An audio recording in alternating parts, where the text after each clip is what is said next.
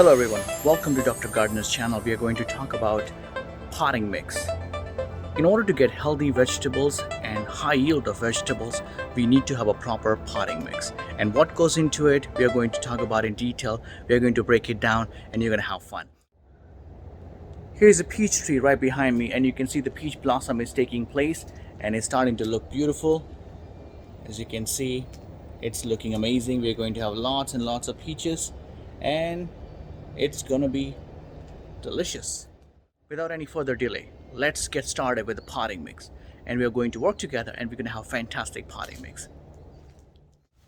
So now we are ready to make our potting mix. We have 5 main key ingredients and rest of them are all optional, but I still recommend it. Few reasons. Number one, what are the 3 most important things that we look at when we are consuming any food? Protein, carbohydrates, and fiber, right? Same thing.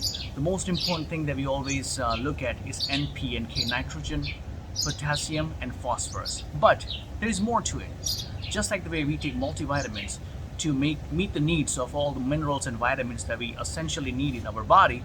For example, magnesium. It can help with a lot of things with your heart, with your depression, with your diabetes control. Simple thing. We don't need much, just a little bit. Just like that, when you make a potting mix, make sure everything is well balanced. The natural state of the soil we are trying to mimic in a way that it can promote the growth and give very high yield. So let's get started. So first thing is gardening soil. We are taking some here.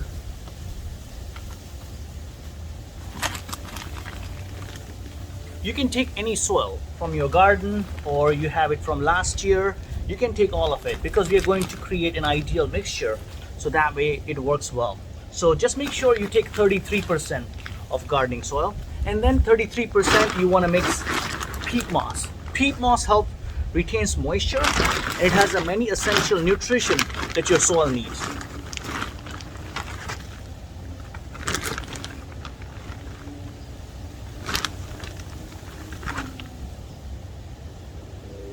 Make sure you break all the clumps there. Clumps can create blockage and your root will not spread properly and your root will not get enough nutrition. So make sure you break all the clumps. Make sure, because you will have a lot of clumps like this, you want to break it as much as you can and make sure it's powdery. Once that is done, the next thing is sand. You want to mix some sand, and I just go approximately around 10% sand.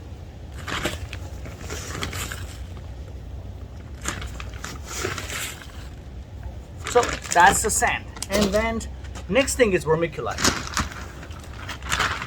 Vermiculite is another 10%. Vermiculite helps with the moisture and promotes root growth. It's very important. If you don't have vermiculite, I recommend perlite as well. If you don't have vermiculite, perlite is just as good option. So now we have created this mixture and just make sure you mix it well.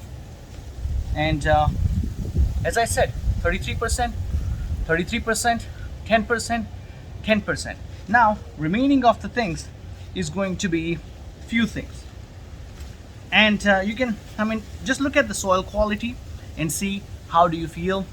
Does it feel like it will hold good moisture? It needs a more drainage. When you hold it, you can tell. So, I'm just going to add a little bit more vermiculite. And once that is done, the next thing is very, very important. Rock dust.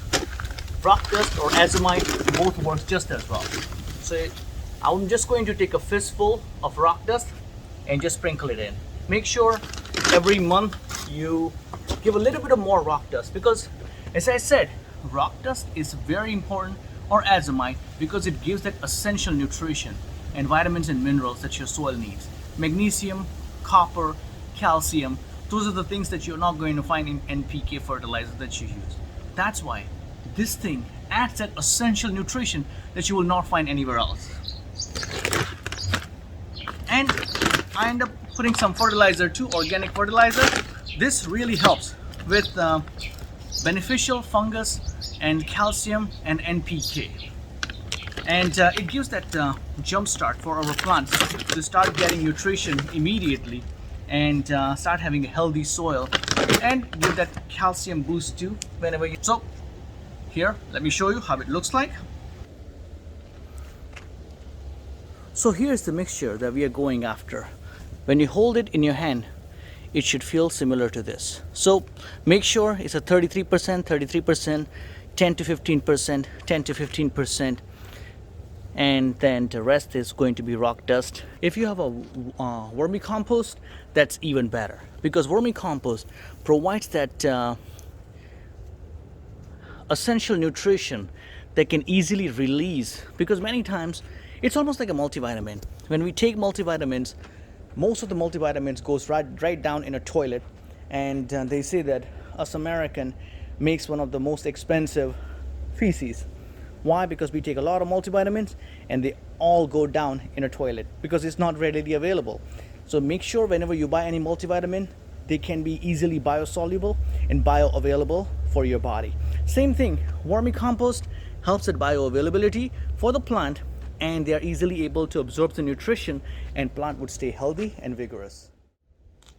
Thank you everyone for joining, and we'll be coming with more videos very soon, and we look forward to providing you more further information on our garden and updates. And thank you for sharing and subscribing and liking this video. We look forward to providing you more information. Have a great day and happy gardening, my friends.